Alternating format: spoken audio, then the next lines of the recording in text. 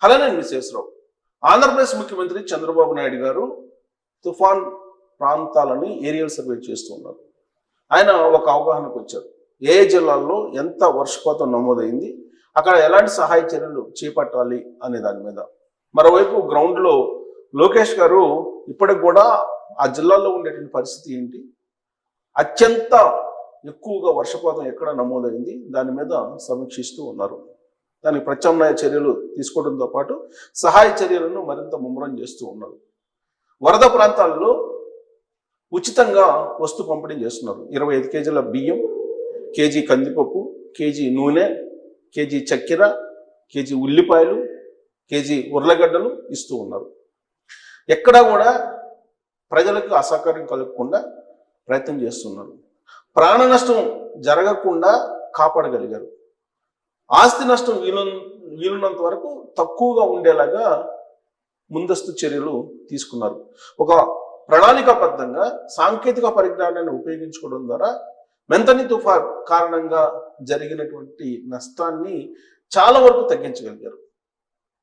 ఇప్పుడు చంద్రబాబు నాయుడు గారు వరద ప్రాంతాల్లో ఉండే పరిస్థితిని సమీక్షిస్తూ ఉన్నారు. అందుకే రెయిన్ఫాల్ ఎంత ఆయా జిల్లాల్లో ఉంది అనేది ఆల్రెడీ ఇప్పుడు సేకరిస్తున్నారు. మెంతని తుఫాను యాక్చువల్గా మచిలీపట్నం, కళింగపట్నం మధ్యలో తీరం దాటుతుంది అని చెప్పి అనుకున్నారు. తీరం దాటింది కూడా. అది బలహీనపడుతూ ఇప్పుడు భద్రాచలం వైపు, ఖమ్మానికి 110 కిలోమీటర్ల దూరంలో, భద్రాచలానికి ఒక 50 కిలోమీటర్ల దూరంలో అది తీరం దాటేటువంటి అవకాశం ఉందని చెప్పి తాజాగా వాతావరణ శాఖ చెప్తోంది. అందుకే హైదరాబాద్లో ఆ తుఫాను ప్రభావం కారణంగా కొంత వర్షం కూడా పడుతోంది.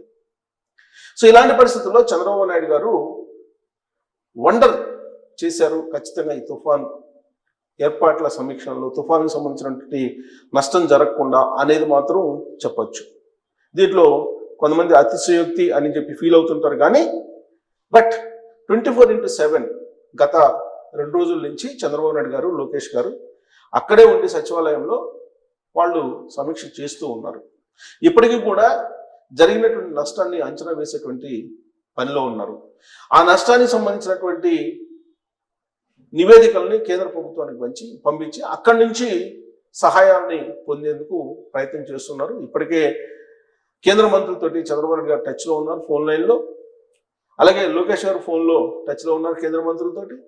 రాష్ట్ర ప్రభుత్వం, కేంద్ర ప్రభుత్వం రెండు ఒకటే కాబట్టి, ఎన్డీఏ కాబట్టి, డబుల్ ఇంజిన్ సర్కార్ కాబట్టి ఇప్పుడు జరుగుతున్నటువంటి తుఫాన్ నష్టాన్ని అంచనా వేసి దాన్ని కేంద్రానికి పంపిస్తే కేంద్రం నుంచి సహాయం అందుకోవచ్చు.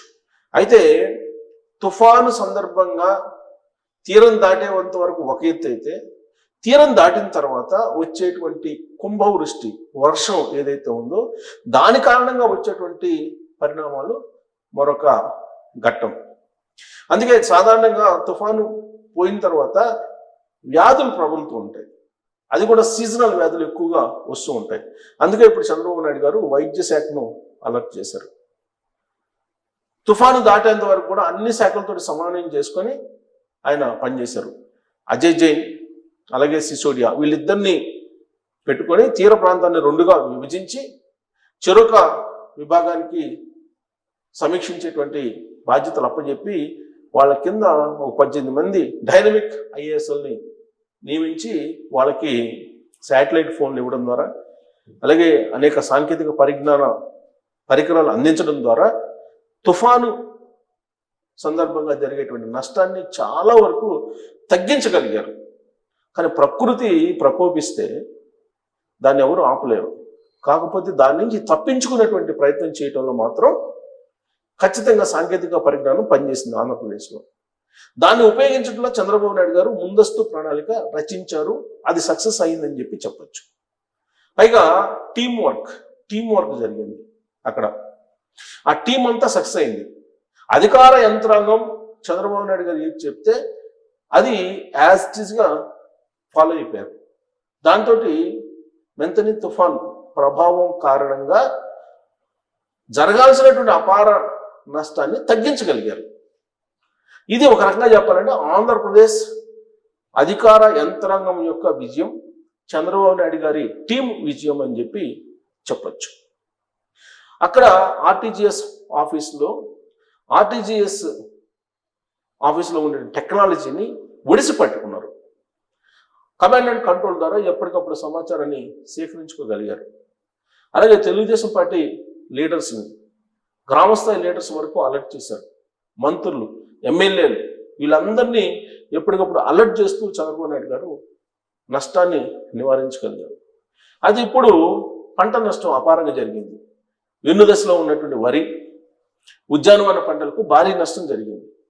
ఈ నష్టాన్ని అంచనా వేసే దాంట్లో ఇప్పుడు కసరత్తు జరుగుతోంది. రెవెన్యూ డిపార్ట్మెంట్ కానీ, వ్యవసాయానికి సంబంధించినటువంటి విభాగం కానీ ఇవన్నీ కూడా కలిసి సమన్వయం చేసుకుంటూ నష్ట అంచనాన్ని వేస్తూ ఉన్నాయి. ఈ క్రమంలో కొన్ని జిల్లాల్లో రెయిన్ఫాల్ ఏ విధంగా పడింది అనేది మన దగ్గర డేటా వచ్చింది. ప్రధానంగా గుంటూరు, ప్రకాశం జిల్లాల్లో పడినటువంటి వర్షపాతం ఎంత అనేది అంచనా వేశారు. గుంటూరు హెడ్ క్వార్టర్ కాబట్టి, రాజధాని ప్రాంతం కాబట్టి గుంటూరులో ఉండేటువంటి సిచ్యువేషన్ ఏంటి అనేది నేను చూపిస్తాను.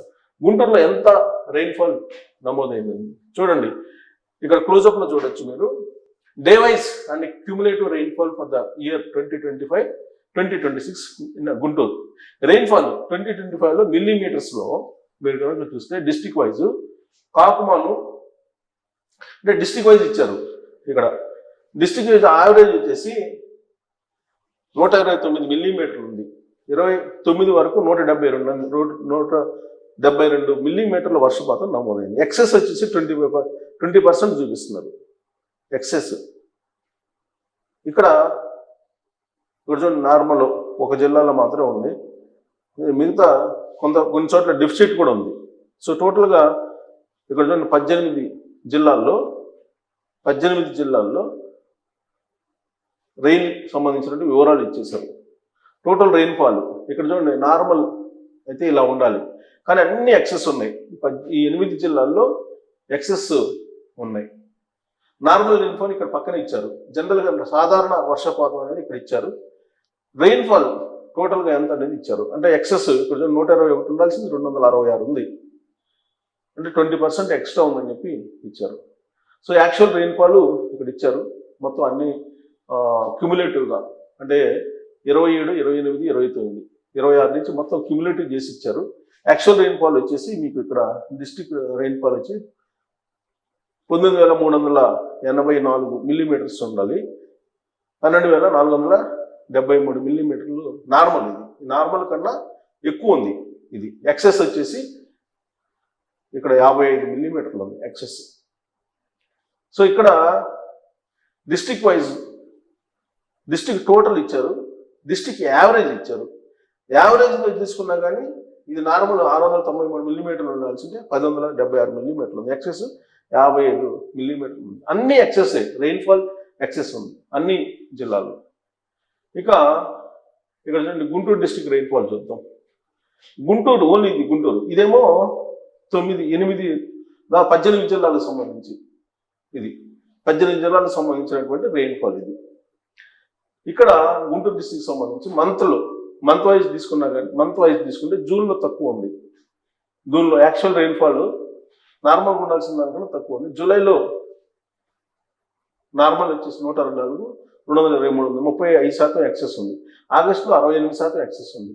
సెప్టెంబర్లో 69% ఎక్సెస్ ఉంది. అంటే పోయిన నెలలో టోటల్గా సౌత్ వెస్ట్ అంటే నైరుతి ఋతుపవనాల కారణంగా వచ్చినటువంటి రెయిన్ఫాల్ 571 నార్మల్ అయితే 810 మిల్లీమీటర్లు నమోదైంది. అంటే 42% ఎక్సెస్ నమోదైంది మిల్లీమీటర్లు రెయిన్ఫాల్. అక్టోబర్ వచ్చేసేటప్పటికి అంటే ఈ మంత్ నార్మల్ 129. నార్త్ ఈస్ట్ అంటే ఈశాన్య ఋతుపవనాల కారణంగా యాన్యువల్గా టోటల్గా 896.1 మిల్లీమీటర్లు ఉండాలి. ఇక్కడ నార్మల్ వచ్చేసి 121 ఉండాల్సింది 222 అంటే 120% అధికంగా రెయిన్ఫాల్ నమోదైంది. ఇక్కడ యాన్యువల్గా 693 ఉండాల్సింటే ఇప్పటికే 1176 ఉంది. అంటే 55% ఎక్కువగా ఉంది. ఇది district wide rainfall, district total rainfall. ఇక్కడ డిస్ట్రిక్ట్ యావరేజ్ రెయిన్ఫాల్ వచ్చేసి అంత 75.3 మిల్లీమీటర్లు. డిస్ట్రిక్ట్ టోటల్ రెయిన్ఫాల్ వచ్చి నెంబర్ ఆఫ్ మండల్స్ రిసీవ్డ్ 18 అన్ని చోట్ల రిసీవ్ చేసుకున్నారు. ఇది గుంటూరుకు సంబంధించి. ఇక్కడ మనం చూసినట్టయితే వర్షపాతం సాధారణ వర్షపాతం కంటే ఎక్కువ వర్షపాతం నమోదైంది ఆంధ్రప్రదేశ్లో.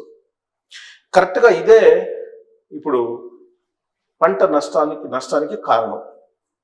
ఇప్పుడు పంట దశలో ఉన్నది, కోత దశలో ఉన్నది, ఉద్యానవన పంటలకి సంబంధించి భారీ నష్టం జరిగింది. వీటన్నిటి మీద ఇప్పుడు అంచనా వేస్తున్నారు చంద్రబాబు నాయుడు గారు. కమాండ్ అండ్ కంట్రోల్ రూమ్ ద్వారా ఆయన సేకరించి సమాచారాన్ని కేంద్రానికి పంపిస్తే కేంద్రం నరేంద్ర మోడీ గారు తిరిగి మనకు ఎంత సహాయం చేస్తారనేది మనం చూడాల్సి ఉంది. ఈ విషయంలో చంద్రబాబు నాయుడు గారు ఎంత సక్సెస్ కాగలరు? ఇప్పటివరకైతే వండర్ఫుల్గా ఈ మెంతని తుఫానుకు సంబంధించినటువంటి చర్యలను చేపట్టారు. దాని ప్రభావాన్ని వీళ్ళంత వరకు ఆస్తి నష్టం, ప్రాణ నష్టం జరగకుండా, ప్రాణ నష్టం అయితే జరగకుండా 100కు 100% సక్సెస్ అయ్యారు చర్యలు తీసుకోవటం. మరి ఆస్తి నష్టం విషయంలో మాత్రం అది ప్రకృతి మీద ఆధారపడి ఉంటుంది కాబట్టి దాన్ని ఎవరు ఏమి చేయలేరు. కాకపోతే ఆ నష్ట నివారణ కోసం నష్టపోయినటువంటి వాళ్ళకి పరిహారం ఇవ్వడం ద్వారా ఎంతో కొంత సహాయం చేయాలి. ఆ సహాయం చంద్రబాబు నాయుడు గారు ఎంత చేయించగలరు, కేంద్ర ప్రభుత్వంతో రాష్ట్ర ప్రభుత్వం ఎంత చేయించగలరు అనేది మనం చూడాలి. సో ఓవరాల్గా చంద్రబాబు నాయుడు గారు అలాగే లోకేష్ గారు డెఫినెట్గా ఈ విషయంలో తన టీంని సక్సెస్ చేయించారు. వాళ్ళు పెట్టినటువంటి ఎఫర్ట్స్కి ఫలితాన్ని చూస్తున్నారు. కాబట్టి నిజమైనటువంటి ప్రజాసేవకులు, నిజమైనటువంటి చిత్తశుద్ధి ఉన్నటువంటి ప్రజాసేవకులు లోకేష్ గారు అలాగే చంద్రబాబు నాయుడు గారు అనేది ఈ తుఫాను కారణంగా వాళ్ళు చేపట్టిన చర్యలు అద్దం పడుతూ ఉన్నాయి. గతంలో కూడా హుదూద్ కానీ, తిత్లీ తుఫాను కానీ, గతంలో 2014-19 మధ్య వచ్చిన తుఫాను సందర్భం కూడా చంద్రబాబు నాయుడు గారు ఎప్పుడు ముందు ఉంటారు. అసలు ఆయనకు అధికారం ఉన్నా లేకపోయినా ప్రజలు ఇబ్బందులు పడుతుంటే ముందుకి దూకుతారు. యుద్ధంలో ముందున్నట్టు రాజులు యుద్ధంలో ముందుండేలాగా, అలాగే చంద్రబాబు నాయుడు గారు ఏదైనా ప్రకృతి వైపరీత్యాలు కానీ లేదంటే ప్రజలకి బాధలు ఉన్నప్పుడు డెఫినెట్గా ఆయన ముందుంటారు, అధికారం ఉన్నా లేకపోయినా అనేది గత కొన్ని సంవత్సరాలుగా మనం చూస్తున్నాం. ఇప్పుడు ఆయన అధికారంలో ఉన్నారు కాబట్టి ఖచ్చితంగా అధికార యంత్రాంగాన్ని ముందుండి నడిపించి సక్సెస్ అయ్యారు, టీంని సక్సెస్ చేశారు. ఆంధ్రప్రదేశ్ యంత్రాంగాన్ని ఖచ్చితంగా అప్రిషియేట్ చేయాల్సిందే ఈ విషయంలో. మరి మీ అభిప్రాయం ఏంటనేది తెలియజేసి థ్యాంక్ యూ.